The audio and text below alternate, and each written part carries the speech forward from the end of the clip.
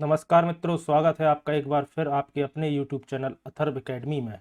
दोस्तों, इस क्लास में हम डिस्कस करेंगे 24 मार्च यानी कि आज के पटवारी एग्ज़ाम के फर्स्ट शिफ्ट के प्रश्नों के बारे में, जो कि आने वाले आपके एग्ज़ाम के लिए बहुत ही उपयोगी साबित होंगे।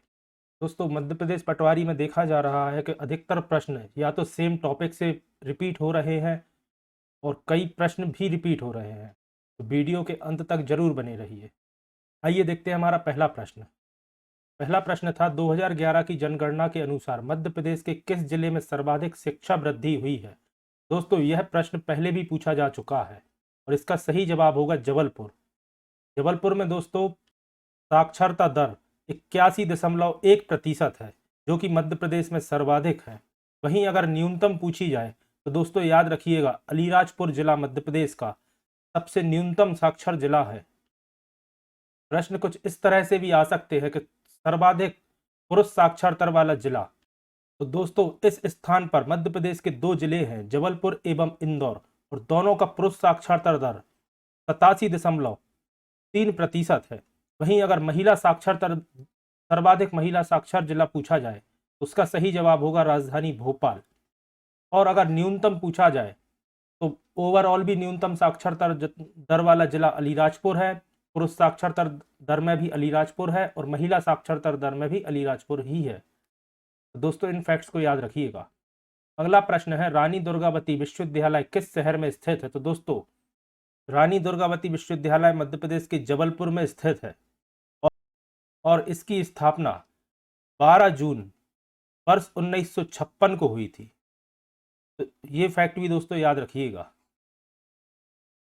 अगला प्रश्न था, राष्ट्रपति द्रौपदी मुर्मू कौन से नंबर की राष्ट्रपति है। तो दोस्तों, यह भारत की 15वें नंबर की राष्ट्रपति हैं और दोस्तों इन्होंने 25 जुलाई 2022 को राष्ट्रपति पद की शपथ ली थी। तो यह भी फैक्ट दोस्तों याद रखिएगा।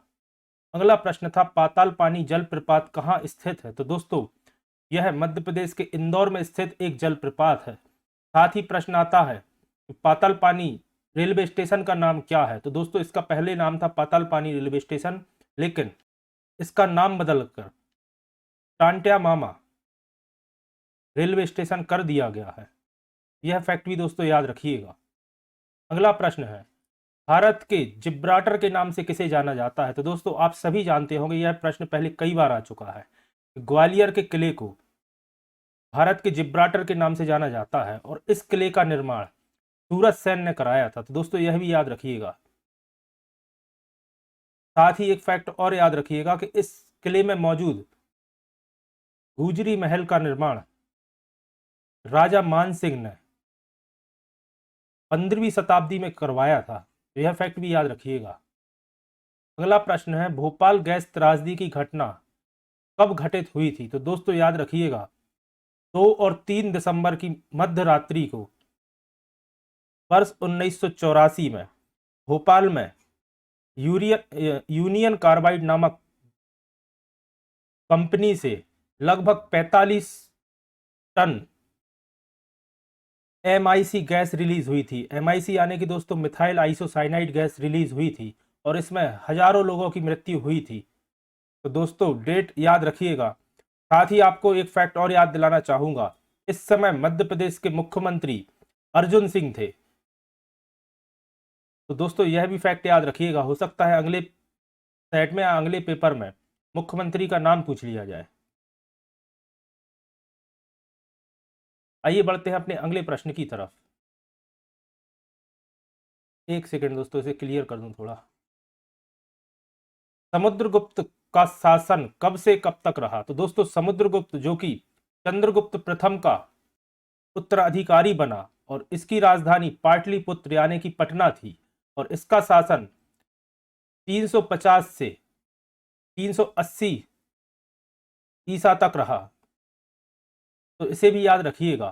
साथ ही फैक्ट याद रखिएगा, समुद्रगुप्त को ही भारत के नेपोलियन के नाम से जाना जाता है और यह गुप्त वंश का चौथा यानी कि 4th नंबर का शासक था।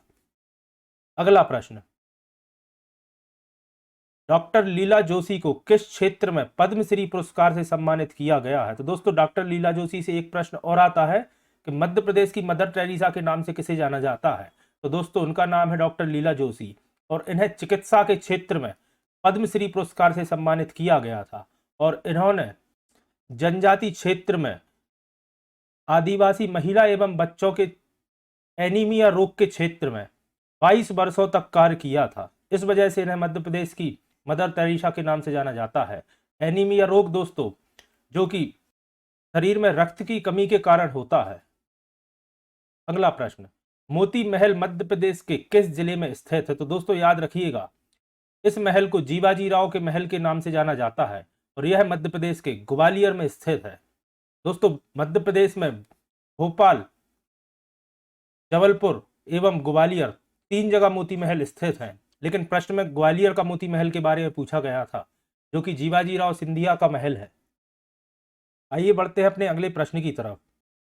अगला प्रश्न है, किस गवर्नर जनरल पर महाभियोग का मुकदमा चलाया गया था? तो दोस्तों याद रखिएगा, इस गवर्नर जनरल का नाम था वरेन हेस्टिंग्स।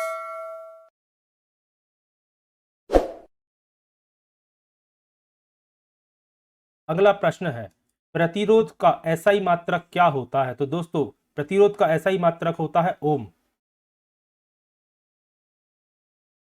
दोस्तों साथ में मैं आपको याद दिलाना चाहूंगा, अथर्व एकेडमी पर मध्य प्रदेश पटवारी के लिए प्रैक्टिस सेशन की क्लासेस भी कंटिन्यू चालू है। तो अगर आपने उन्हें नहीं देखा है तो एक बार उन्हें जाकर भी जरूर देखिए।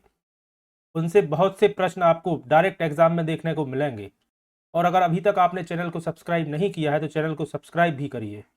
अगला प्रश्न है, निम्नलिखित में से विषाणुओं से फैलने वाली बीमारी कौन सी है? तो दोस्तों ऑप्शन में एड्स था, और एड्स एक विषाणुओं से फैलने वाली बीमारी है जो कि HIV वायरस के द्वारा फैलती है।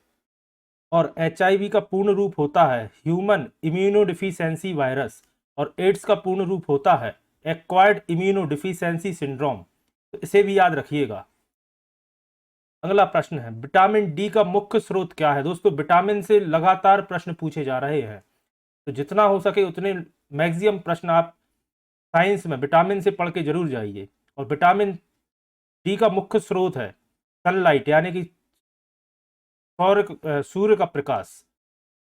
अगला प्रश्न है, पहली पीढ़ी के कंप्यूटर का निर्माण कब हुआ?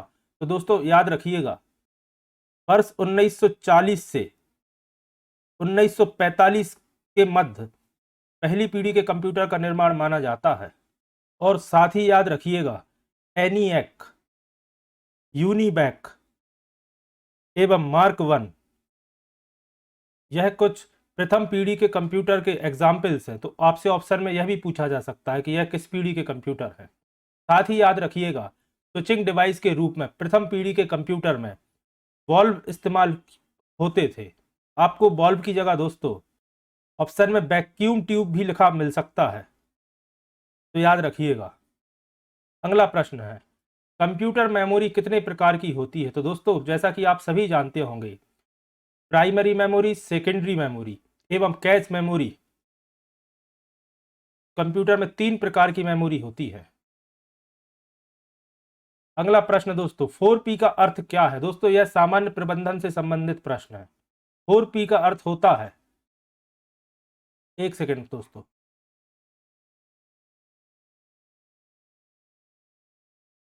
सबसे पहले होता है प्रोडक्ट,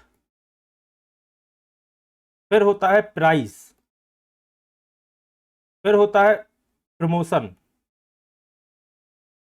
और लास्ट होता है प्लेस। तो याद रखिएगा, 4P का अर्थ होता है प्रोडक्ट, प्राइस, प्रोडक्शन, प्रमोशन और प्लेस।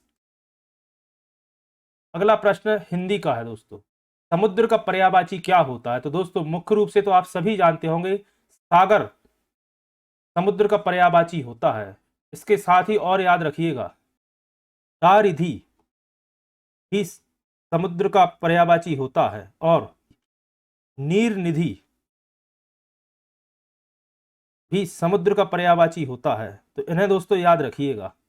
दोस्तों स्टूडेंट के माध्यम से इतने ही प्रश्न प्रोवाइड हो पाए हैं जो मैंने आपके सामने अभी डिस्कस किए।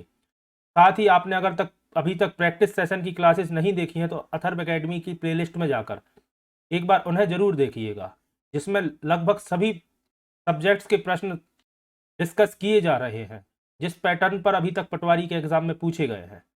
इसके अलावा मैंने केमिस्ट्री की मैराथन क्लास की 2 वीडियो कल अपलोड की थी, तो अगर आपने उन्हें नहीं देखा है तो एक बार जाकर उन्हें भी देखिए। और अगर अभी तक आपने चैनल को सब्सक्राइब नहीं किया है तो चैनल को सब्सक्राइब करिए और ज़्यादा से ज़्यादा लोगों तक शेयर करिए। धन्यवाद दोस्तों।